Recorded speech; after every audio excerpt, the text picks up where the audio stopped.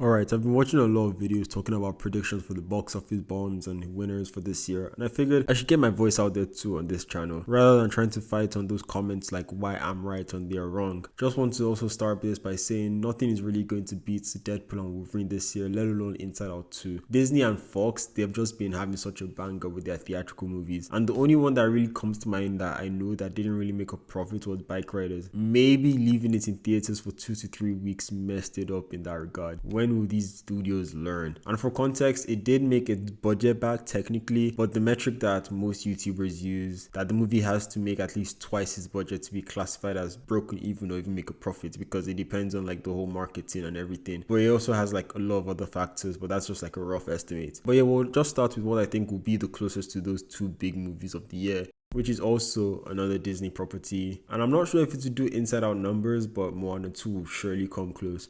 I always forget that this film is even coming out this year, so Disney, when it's time, market the hell out of this film. Also, a bit of the movie's quality, I'm not sure how it to be, because like it was supposed to be a Disney Plus TV show or something, but they flipped it to a movie. And how most of these Disney princess films usually get their TV shows that are usually very bleak because they're usually just targeting kids, I would be very, very wary of that. But to match the biggest hits, I'll go with the biggest bomb for me for the end of the year. I'm going to have to say Gladiator 2. See, I originally thought I wouldn't be putting this up here, but then I saw the budget was between 250 to 310 million, and I doubt this film will be making 700.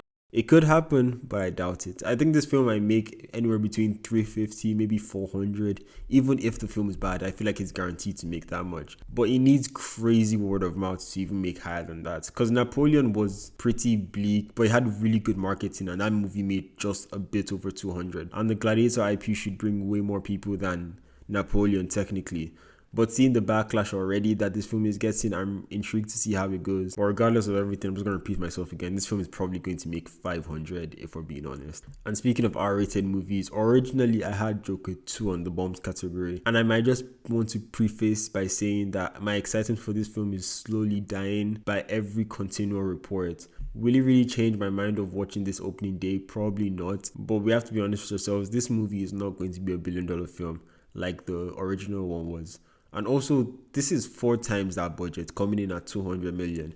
It will probably make its money back. It will definitely make its money back, but I doubt it will match like even Oppenheimer's numbers from last year. But see, the last film made over $1 billion, and compared to even maybe Captain Marvel, I think that's like the biggest drop off I've seen from a movie making $1 billion to the sequel. But like that was for different reasons. But Joker stands way better on its feet by itself. But same with Gladiator, I just wonder how the backlash will affect its numbers. But I'm predicting anywhere between like maybe 400, 500 to like 700 and something. Even that's a bit generous with considering everything that the film's going to go through. And to throw in some more animated films on here, I'm going with Sonic 3 to be a box office hit. Probably not going to be as much as maybe Despicable Me, but I'm expecting it to do as well as Kung Fu Panda 4, maybe even better, especially since this is coming out within that Christmas window. And these films always do well. Even the pandemic couldn't stop that second one from doing well. Paired with Mustafa. See, Mustafa is either a home run or a bomb. Like there's no in between for that movie. So I mean personally, I will not watch it, but we will see which of these two films, how they fare in the box office then. And keeping that holiday theme going, the new Lord of the Rings animated film. See, I really don't know what this film is going to look like, how it's going to be. I saw a couple stills of the trailer, and I hope this film bombs. This looks like some Netflix animated film like that Witcher. It has that same art style. And I understand that if it does well, we'll get to see more animated movies with bigger budgets be shown on the big screen. But Warner Brothers, screw you. The last DC animated film to get a theatrical release was Batman the Mask of the Phantasm, and that came out in 1993. Yes, the film bombed, but even over 30 years, they never tried again. And don't count the Lego movie.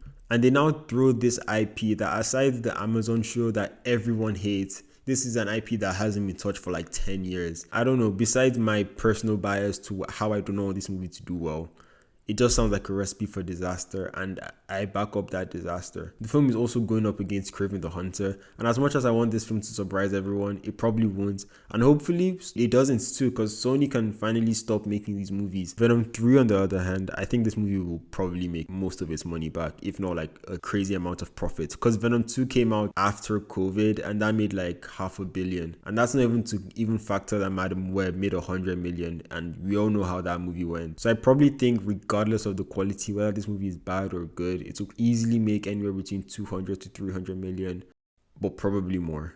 The last film I'm going to put on the bomb category will be Transformers 1. And this film technically won't bomb due to like merchandising, but I think Paramount will just do a bad job at promoting it. Also paired with the fact that I think people would see this film and think it's some Netflix TV show, because I think there are like a ton of Netflix animated Transformers show, and I feel like that won't help it. So that's the same problem I think Lord of the Rings might face.